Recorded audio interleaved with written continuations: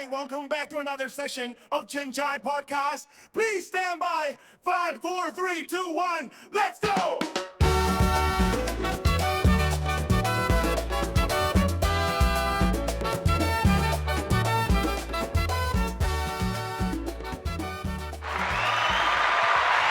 And welcome back to the Cincai Podcast session. Waduh, penat betul. Hey, ini pun penat. Ini pun penat, Cakap-cakap pun penat. Otak jam. Tak jam Okay guys, welcome back to another session of Cincai Podcast, third session itself. Okay, this time apa kita nak bincang, Zul? Kita bincang macam mana we want to encourage our youth. I think importantly is tinggal di luar negeri kan. We must maintain our Islamic way. Okay. Just serious pula Serious Tapi I think that one is a very important topic. Okay. Aku rasa we start off with what is the hope for the future for generation here. So aku rasa this we want to share our personal thoughts about the Malay community here in Australia. What is the hope for the future for us here? So the Malay culture here has gone way back. Okay, when I say way back, for a long time. Okay, 20-30 years ago, it's already been here. Now, macam mana? And I think as time goes by, it has elevated or progressed to a bigger and more profound standing in the community itself. Aku rasa we have made our presence known in so many ways, from work lifestyle, from work positions, to our culture, bringing the culture here, especially during having events, food fest events, makan-makan and all that. So we have to thank a lot of people who have made this happen along the years. That time, I think the biggest one was usually the Malaysian Fest. Malaysian Fest was itu besar tu. one of the Malaysian Fest. I think a couple. I think from a big shout out to Pak Teh as well. Pak Teh is the boss for the Glams yang dekat Nova Park. Oh, okay. Oh yeah. So he has been doing events for a long time here. And then successful events, when I say really big, really bring the culture of Malay food here in Australia itself. Other events that I can recall of, tak sangat lah, not much. Except for I think a few years ago, Singapore did try a Singapore event here dekat Flemington. If I'm not mistaken, it's in Flemington. Sydney kan? No, in Flemington sini. Sydney. Okay. From here, so they did one of the biggest food fest as well. So aku tak boleh recall lagi lah, selain pada tu yang recently yang the Malaysian Food Fest by Pak Teh and his group, which is one of the best. Orang ada persembahan joget everything tau. I think the latest Pesta Merdeka, which happened here in Keysborough. So that was one of the biggest event that has happened recently. And then it's more about connecting the community, which is fantastic lah. So aku rasa moving forward to keep the pace going, you see, without this pace, it's hard for us to reconnect back. Okay, walaupun kita members tinggal dekat dan everything kan, but I think as a whole in entirety itself, aku rasa that pace must still keep on going. The head must be, I would say, orang, it's best for them to keep on getting involved in this type of events and support the event maker. So it's not an easy task to get everyone down, especially when people stay from different areas of Australia or different parts of Melbourne itself. I could understand the distance. The distance to get to that point is one of the factors. Then kerja is also one of the factors as well. But we are growing very big, I would say. And at the rate that we are going, aside from coming in as a migrant, but down here families are booming, are growing. Okay, so there is a lot of interracial marriages happening between the Malay community as well, and also I would say it is a positive thing that our culture is getting known. And then how do we touch base back to the roots? That's the next thing lah. So aside from having traditional marriages, traditional wedding style of the Malays, aside from the way that we teach our kids as well. Aku rasa events like not say events, I think it's more gatherings like every Saturday. Every here in Saturday, on our side KMIV, here, you have KMIV, which is the Khairat Melayu Islam Victoria, and they have the AMF, the Australian Malay Foundations, and they have the Kampung Utara Melbourne. So all these things are very important.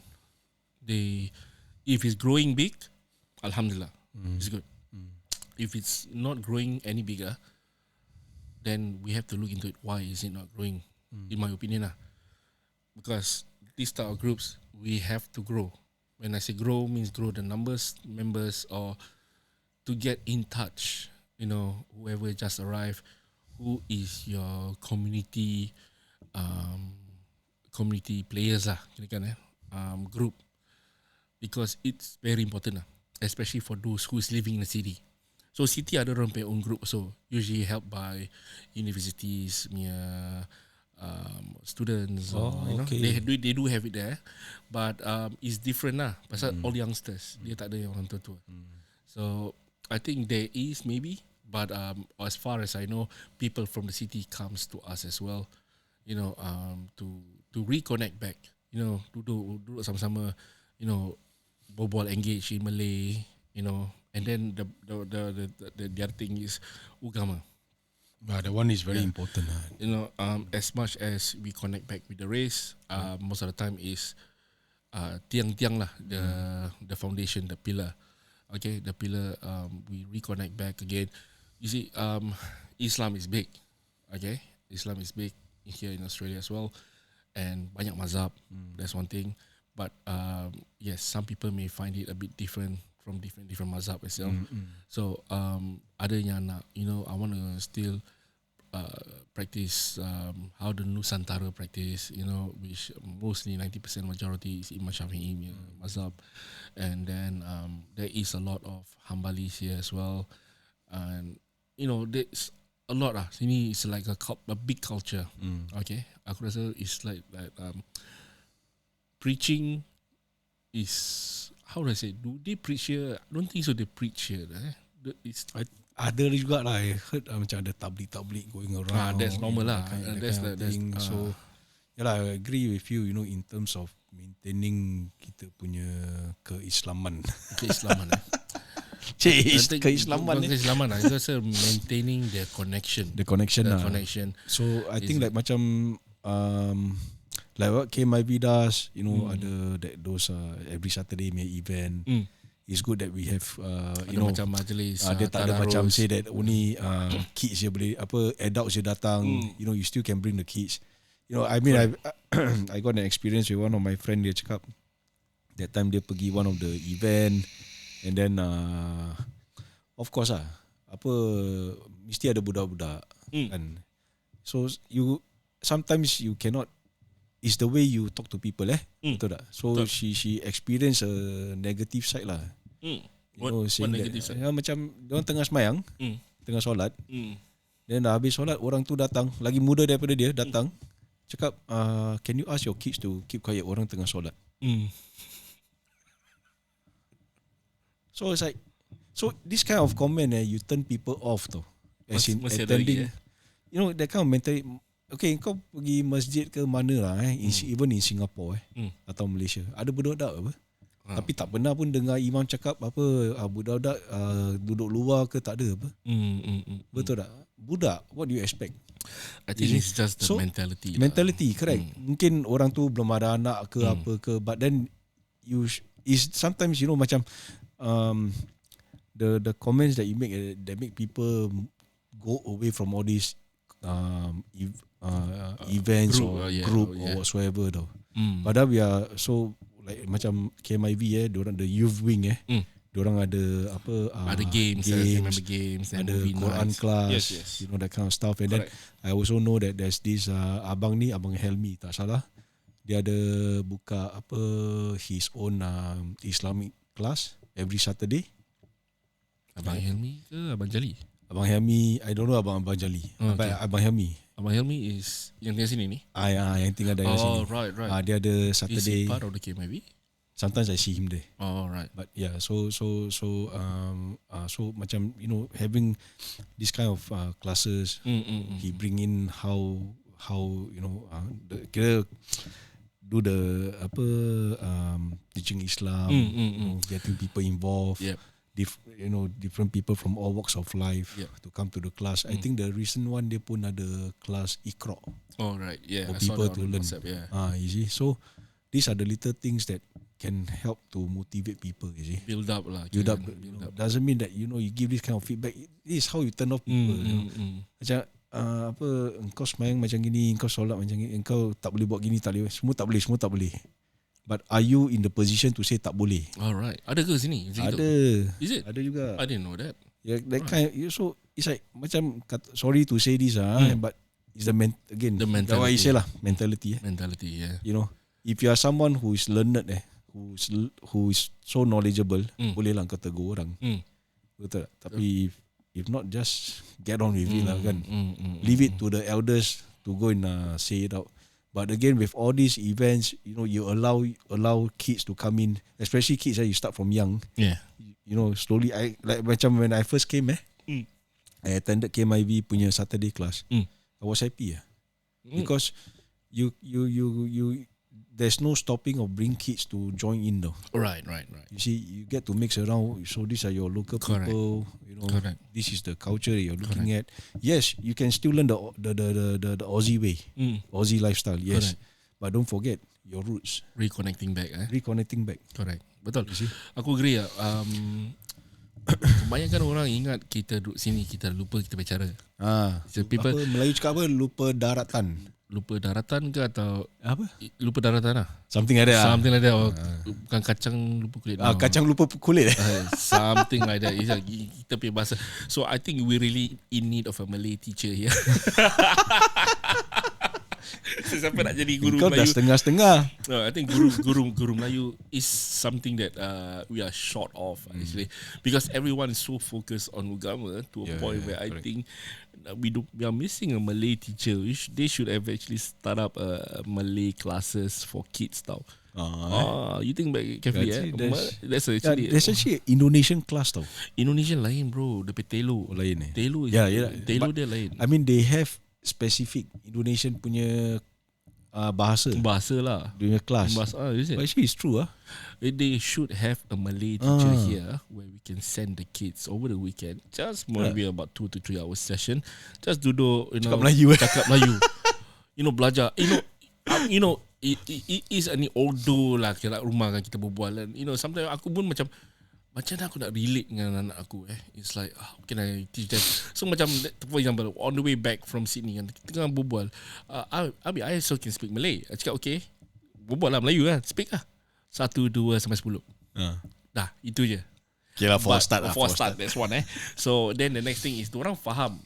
Let's say if I ask pergi mandi, what does mandi means? Shower. Simple words lah. Mandi, shower. Okay.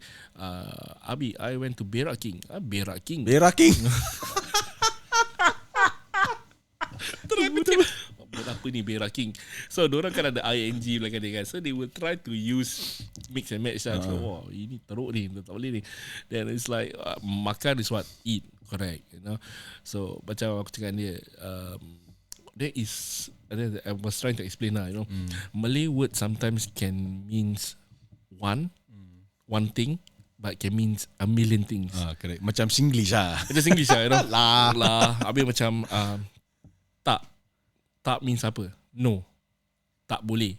Cannot. So is tak means can? Because boleh, boleh means can. And tak means no. Cannot, So no boleh. Dia macam apa? Aussie? Yeah. So now so aku try lah, I think we try our best lah. We really try our best to teach them Malay. Macam mana pun aku try, masih tak boleh absorb lah. So I think a classroom setting is different lah. Classroom setting will be different. Macam sekarang I think macam this Minaret College They have been bringing teachers A lot from of Singapore. Yeah, that's what I heard. Yeah. So maybe we can reach out to them. You know, see. Tapi diorang punya specialty is more to agama kan. Oh, that one. Yeah. So, As I know, it's more to agama. tapi kalau diorang dah NIE train, you know, of course they must be NIE train kan, baru boleh jadi cikgu. Yeah, most of them tak ke? I don't know.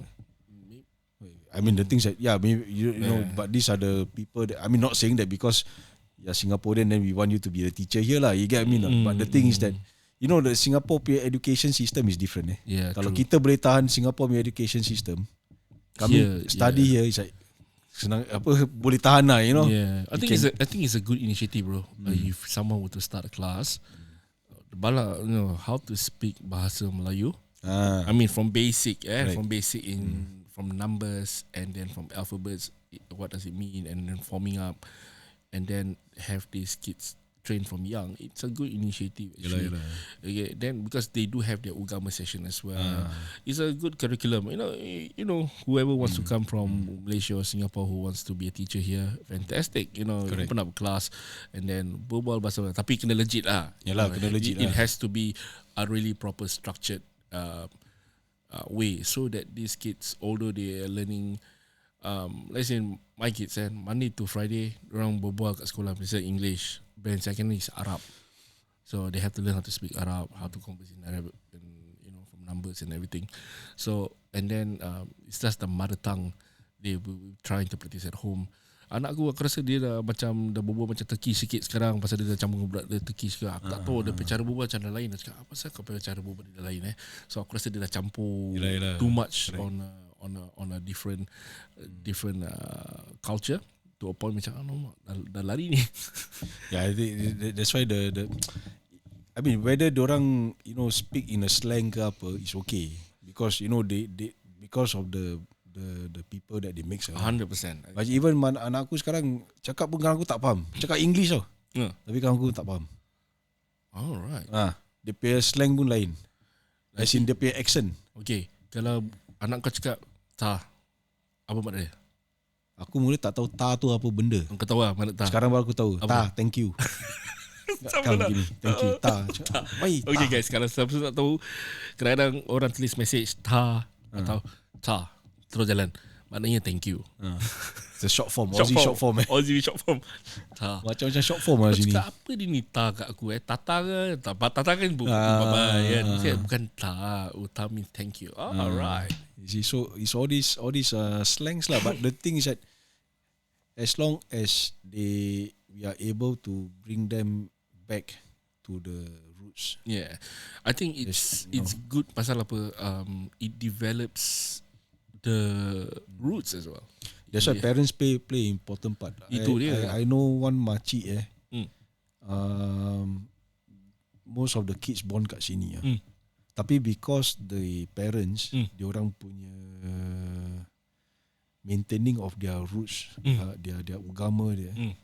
So it really embedded in the family from young though. Right. So I still remember that time I went to collect barang from her. Dia kata anak-anak dia tengah tidur pasal bangun pagi diorang dah habis baca Quran, diorang tidur. Right. You see? So all the kids tau. Alright. 5 of them semua. You see? So parents play a very important part. Imagine even macam Nabil dia pergi sekolah, kadang balik nanti dia cakap, oh my friend so and so say this bad word, the F word So of course the first thing that come to my mind, as in, you know, mungkin pasal he's exposed to those words very often in the family. Right. You see? So imagine kalau kita pun asyik gaduh, asyik berbual pekik anak, you know, bila nak sudah buat benda kita pekik. Nanti lama kelamaan pun dia pun ikut juga. Dia pun ikut juga. True. You see? So parents play important part. Kalau kita, that's why they say parents always set a very good example. And then anak will follow. True. You see? So kalau kita sengit, dia pun sengit. Betul juga. Yeah. So which we do not want because at the end of the day you scared that, I mean for me personally I scared later macam my kids nanti dia tinggal sendiri. As in they don't bother about parents tau. Correct. Because I remember one of my colleague Aussie from Perth, he said that he likes to travel to Southeast Asia. I asked him why. I mean, it's quite uncommon to hear, you go to KL, Correct. you go to Malaysia, Singapore, Vietnam, Cambodia, you eat all this Asian food, you're into spicy food. Dia suka pergi Southeast Asia because he likes to see the family bonding. Right. He told me, this is what he told me, not my words. He said that Aussies, the family bonding is very weak. Very weak. Diorang different lah sini. I think when they reach 18, they usually leave that house by 18. And then they orang dah start tinggal together with their friends or partners or whatever. Yeah. So it's just that, it's the culture here. Yeah, it's a culture. It's a culture. You cannot, kita kena respect lah. Itu diorang punya culture kan. Yes, so kita pun jangan cakap apa-apa lah. Usually for us, our culture, sampai dia nak kahwin, baru dia keluar. Kalau tidak, dia pun tinggal juga. Especially anak perempuan. Yes, correct. So I think it's just the culture here yang when they hit 18, I think macam American lah, sama juga. They just leave and then they will just try to find a place, try to find out who they are, what they can do, and moving forward. And then once in a while, diorang touch base dengan their family. But the funny thing is, saying about that, as and when the parents get older, okay, now yang terbalik dia kadang-kadang I've seen macam my colleagues, anak diorang patah balik somehow or other at that stage. So I don't know whether is it after they split with their partners or atau it's just that they tend to want to take care of their parents when they getting older. Macam satu punya colleague ni, she is berapa tahun she is 80s, in her 80s. Mak dia 98, 99. Oh yeah, that old bro. Oh, correct. She's about her 80s lah, baru masuk 80. And then the mother is about 98. So jap. Kelik engkau, kelik aku masih kerja. Pelik Tak nampak 80. Tak nampak 80. Dia pakai apa? SK2 apa? Tak ada. Pasal dia aku rasa is the genes lah. Dia punya genes. Dia kata she is a German descendant or something like that. So dia orang lagi besar, lagi tinggi daripada aku lah. Tapi dah tua, tapi masih energetic lagi, which is wow. Mak dia 99. Masih ingat lagi. So now and then macam, your mom is still alive. Yeah, she's still well and everything. Masih tengah buat pottering, hobbies and all that. Wow. So I'm quite impressed at this age that you still want to work. Now I have to keep working, as per usual. Habis anak kau macam mana? Anak dia 50 berapa tau? 50 plus anak dia. Umur Yalah, mak dia dah 80 lebih. Itu ada macam 50 plus anak kau macam kelakar saja. Yelah. Wow, okay. That's quite sekarang kita jarang dengar orang hidup that long. It's very long. Yeah. I mean, it's very rare lah, but yeah, when I heard that the kids come back and everything, so dorang macam ada lambat sikit. So dorang punya style I rasa is that dorang enjoy life first, if you notice, and then they work to the end lah, kira kan.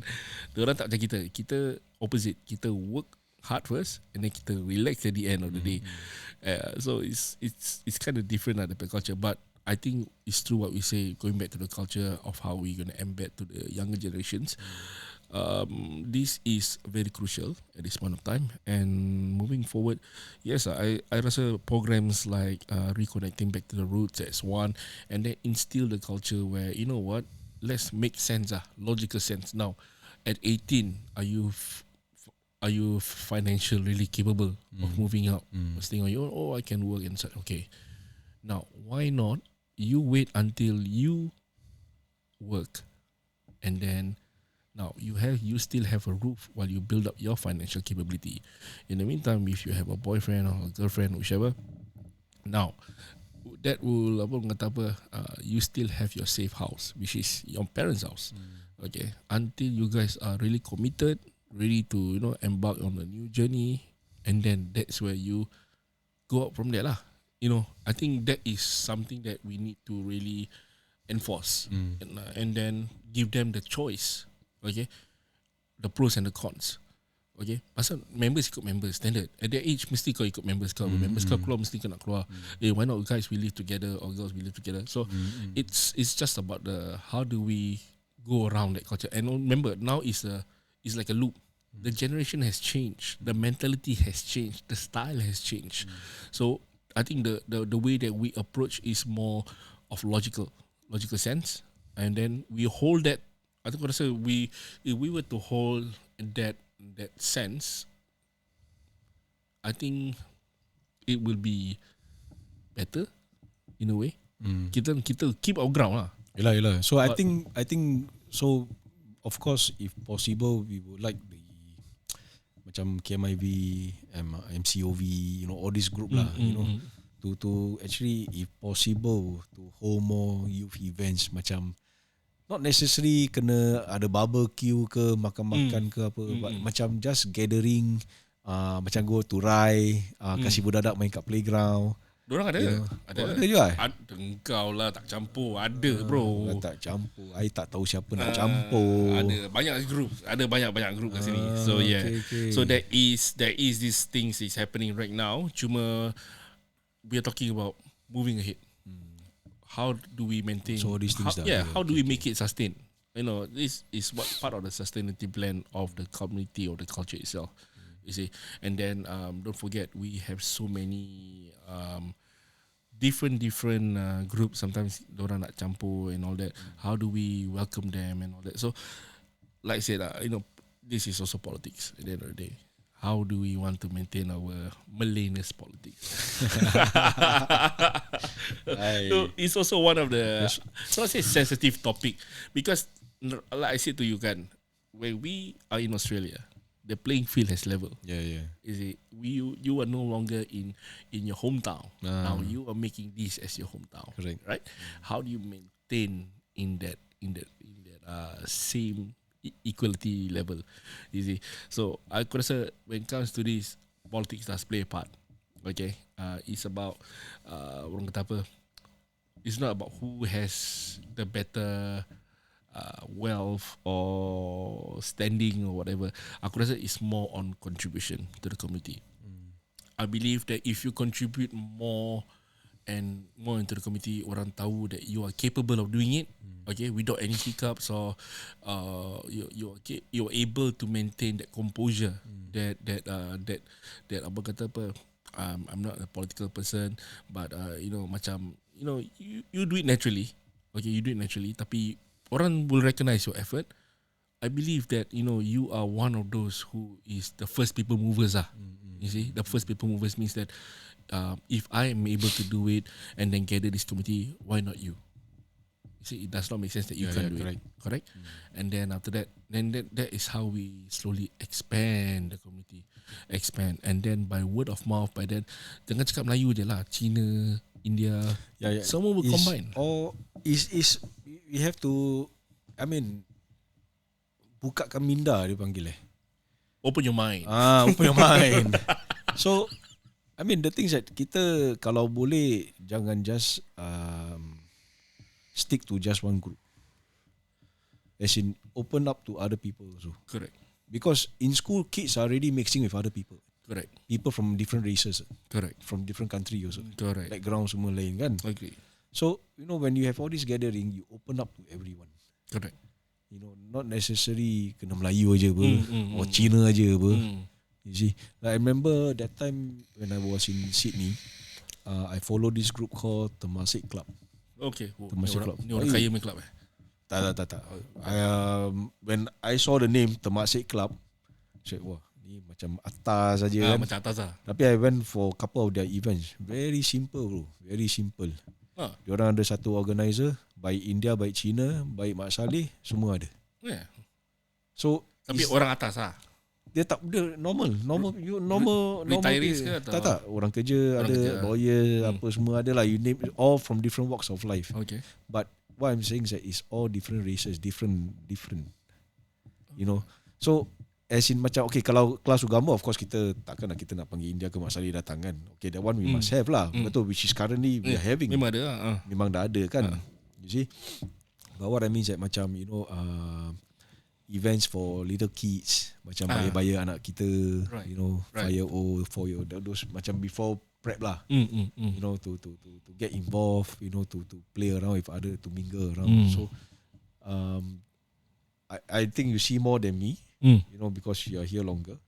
But mungkin aku tak nampak sangat. Okay. As in, tak ada pun event for kids around 5-year-old, 4-year-old, tak ada. Kind of thing. So it's having to, hopefully the youth groups or youth wing that we have in the main association can come up with more ideas. Okay. Or even let's say the listeners have the ideas, or they know that there are people who are organizing all this kind of event. Share with us. Agree. And then other people also when they see listen to the video or read through the comments, they they can. I think I would agree. I think activity ni ada, but I think we need to make it more frequent. Correct. I think that's the best word. More frequent, and then more reach out in a way. Right. And now look, the number of kids around our age our kids age dah makin banyak. So but yang tukang tekong, the one who done this, aku rasa dia orang pun dah sibuk dengan kerja whatever. I think we must come up with an initiative, maybe reach out, if this podcast reaches out to those community leaders, I think it will be a great feedback for them as well, if they can actually encourage more enrichment classes. Like I said, number 1 takeaway kelas Melayu. Yes, aku rasa I will attend also. Either way, Kau main Melayu rabak. Kau Melayu aku teruk. I think yes, enrichment Malay classes, learn from the basics and everything. That would be fantastic as well. It's not only good for us, but good for the growing next generation, because this is their home now. Okay, it's no longer other places. They are born here, and then macam aku pun, I call it as my home now. And also when growing up, at the end of the day, is that this is where we are as pointers of their life. Dorang will grow up and then they will like, oh, this is how we speak Malay.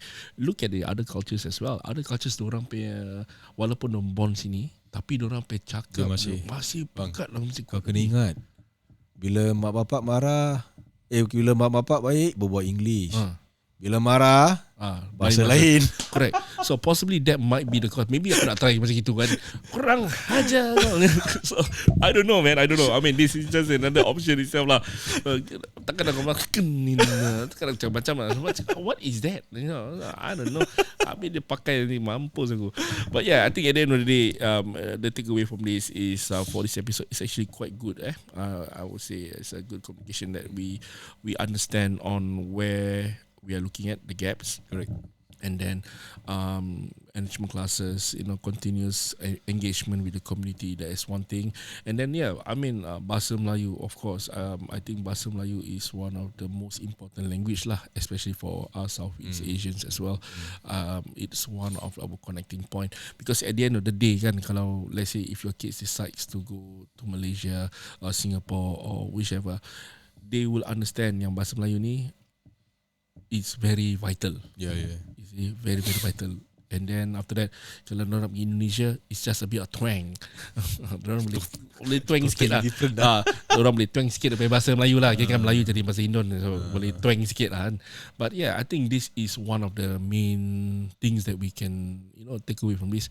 Please, we need Malay teachers here. Okay lah. We come to the end of our episode, I reckon. Zul, ada apa-apa lagi yang kau nak meng-highlightkan? I mean, again, listeners, we always welcome your feedback, welcome your comments, for everyone to share.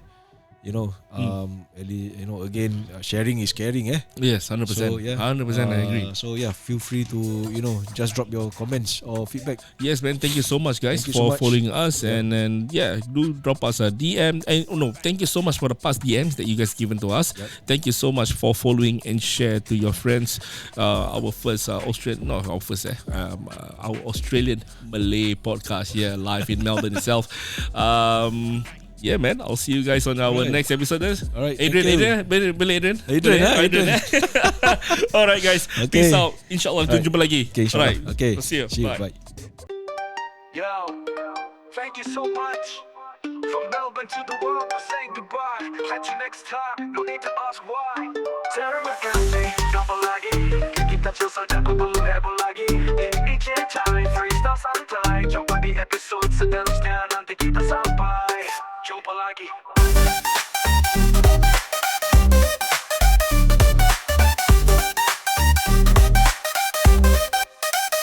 lagi. Jumpa lagi, jumpa lagi, jumpa lagi, jumpa lagi, jumpa lagi, jumpa lagi, jumpa lagi, jumpa lagi, jumpa lagi, jumpa lagi, jumpa lagi, jumpa lagi, jumpa lagi, jumpa lagi, jumpa lagi.